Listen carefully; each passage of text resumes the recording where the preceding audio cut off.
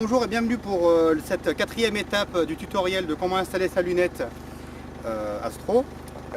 Nous allons voir donc dans cette quatrième étape la mise en station photo.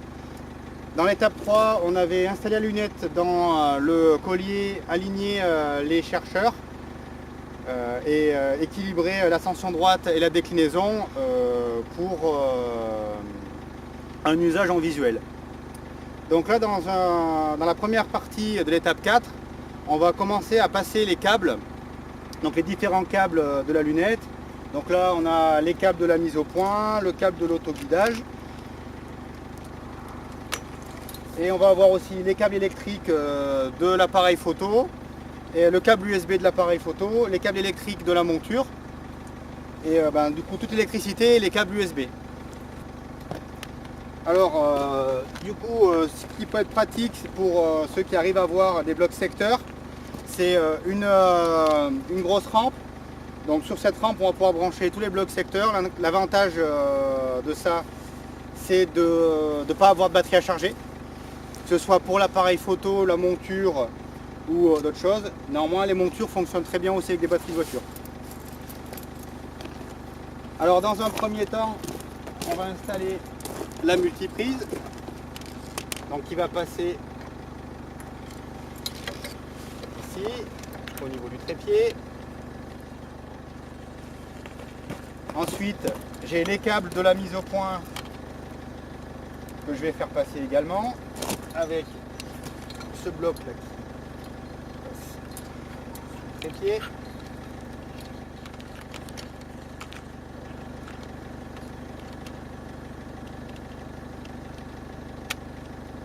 Alors les passages des câbles, ça peut être assez variable suivant les lunettes. Ce qui est important, c'est d'avoir du mou sur les différentes zones de mouvement. Alors, une des premières zones de mouvement qui est important à contrôler, c'est l'ascension droite. Donc là, par exemple, si je débloque, j'ai cette partie-là qui est en mouvement, ce qui veut dire que tous les câbles qui passeront ici doivent avoir une zone souple. Il ne faut pas que ce soit tendu, puisque quand la mise en station sera en route, donc l'ascension droite va tourner pour suivre le ciel, il ne faut absolument pas que ça tire, parce que sinon ça va ralentir les moteurs, ça va tirer sur les freins, et s'il y a l'autoguidage, c'est encore pire, il va essayer de le rattraper et ça va être à cata. Une deuxième zone où il doit y avoir du mou, c'est la zone de mouvement de la déclinaison. Alors pas pour le suivi photo, mais pour quand on va faire du tracking avec le logiciel carte du ciel, puisque on peut pointer n'importe quel objet dans le ciel avec le logiciel, et du coup les deux axes peuvent être en mouvement. Donc il faut absolument qu'on ait la souplesse à ce niveau-là. Donc pour la déclinaison, ça va tourner dans ce sens-là. Donc ici, et puis du coup il y aura aussi les câbles qui vont descendre par ici. Par exemple, le bloc secteur de la monture.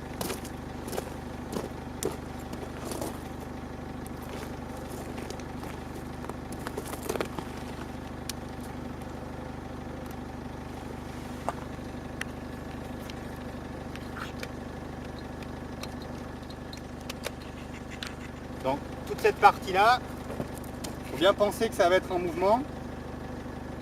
C'est par là. Donc les câbles qui sont ici, là, dans cette zone, doivent être souples.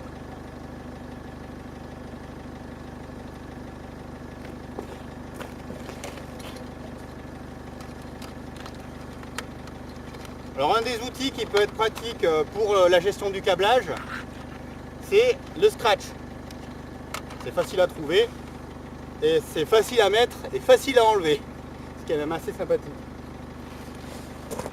Alors pour faciliter la gestion des câbles, pour éviter que j'ai des câbles USB trop longs, on peut utiliser un switch USB. Donc là dans mon cas, on va avoir 3 câbles USB. Donc un câble USB pour l'autoguidage, un câble USB pour la mise au point et un câble USB pour le réflexe. Il y a certains switch USB qui possèdent, comme pour celui-là, un bloc secteur externe et des prises USB qui ont un peu plus de pêche au niveau de l'énergie fournie. Ça peut être pratique pour tous les périphériques qui sont auto-alimentés par l'USB. Les ports USB des ordinateurs portables sont capables de fournir de l'énergie jusqu'à une certaine limite, et si on leur en demande trop, ça peut mal se passer. Tac. Donc, le scratch, assez pratique. Alors, dans un premier temps, on ne va pas tout de suite scratcher les câbles, il faut d'abord qu'ils soient tous passés. Ça permettra de les scratcher tous ensemble. Donc là, le bloc d'alim du réflexe.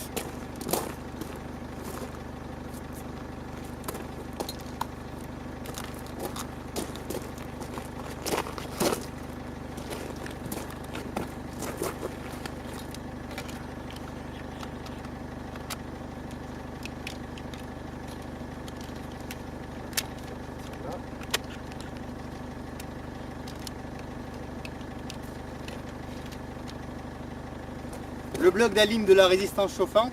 Alors ça en fait c'est un bloc secteur qui va permettre d'obtenir du 12 volts allume-cigare. Il y a beaucoup d'accessoires en astronomie qui fonctionnent avec des blocs allume-cigare.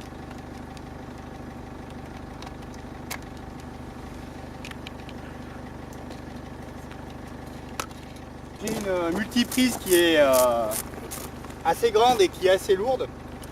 J'ai un scratch assez long qui va me le maintenir contre le trépied.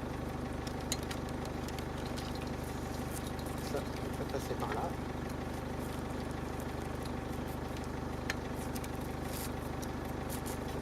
Ici.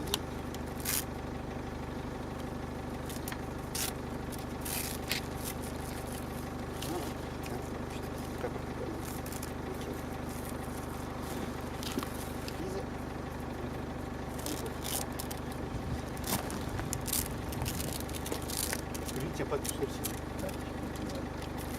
Vous avez vu que j'ai placé du coup le bloc d'alim là, ça c'est pour la mise au point.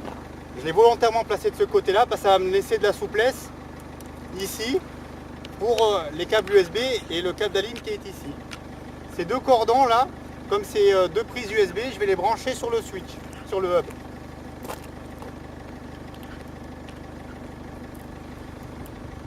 Voilà.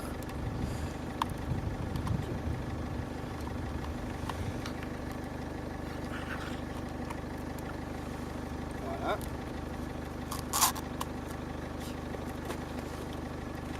Ensuite, je vais avoir le câble USB du réflexe.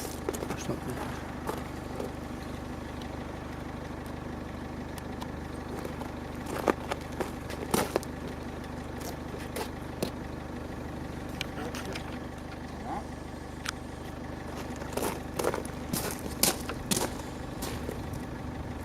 Ensuite, il y a le boîtier pour bouger la monture. Alors, pour ce câble-là, il faudra faire attention. Il ne faudra pas le scratcher avec les autres cordons. Parce que ce qui se passe, c'est qu'il est destiné à être fixe sur le pied de la monture et branché sur le boîtier électronique qui lui sera mobile, mais qui ne va pas suivre le même mouvement que les autres câbles qui eux vont longer le long du trépied. Donc il faudra faire attention, essayer de le mettre un petit peu à part pour pas qu'il gêne le reste des câbles. Control box.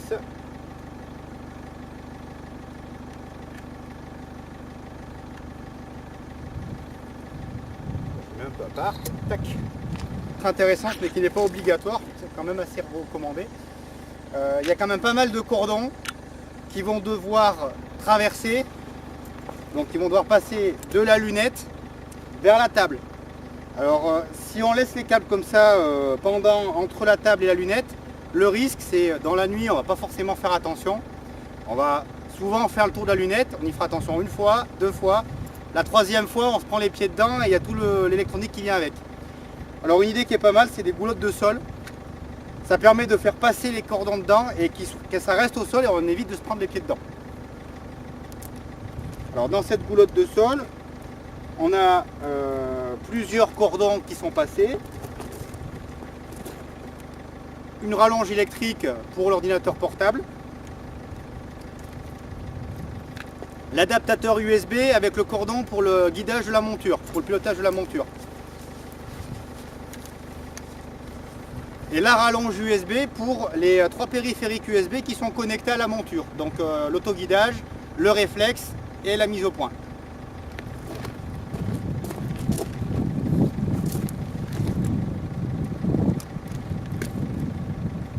Juste toujours. C'est les trucs que je couperai en fait. Ouais. Je couperai après.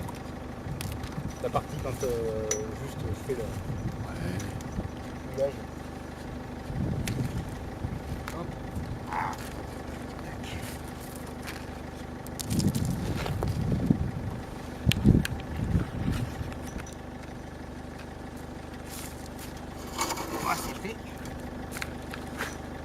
Voilà.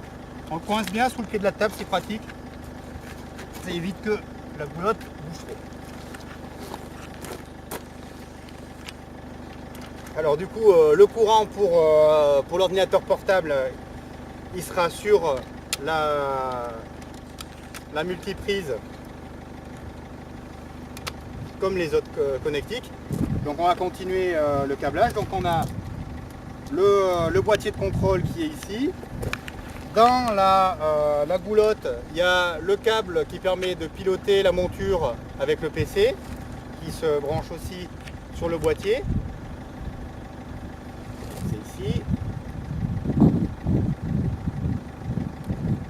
Tac. Alors, ça déjà une première étape. Autre élément qui peut être intéressant de faire passer en termes de câblage, ce sont les câbles pour la résistance chauffante. Donc la résistance chauffante qui se met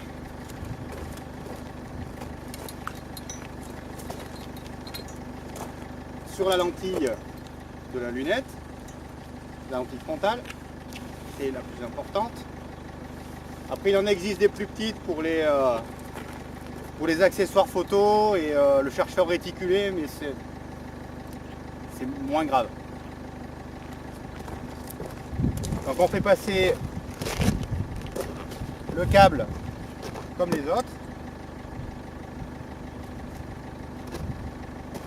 Sauf que là du coup je vais avoir le boîtier de contrôle qui sera de ce côté là. Et il y a un scratch aussi. Donc ça c'est le boîtier de contrôle pour la résistance chauffante. Ça se voit du coup.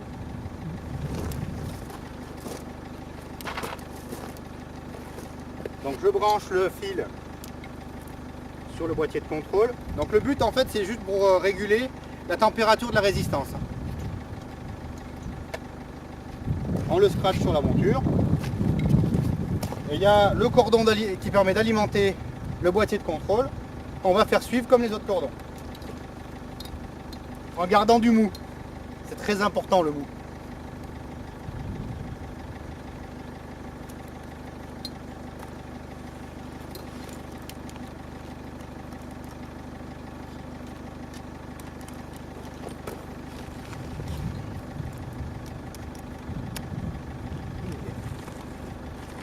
Voilà.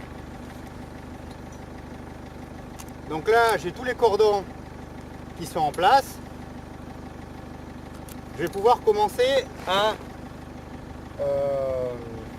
regrouper mes câbles. Ça évite qu'on ait des câbles qui partent dans tous les sens et qui viennent éventuellement se bloquer dans un quelconque accessoire en mouvement. Et en même temps, ça permet de mieux les gérer, les faire passer là où on veut.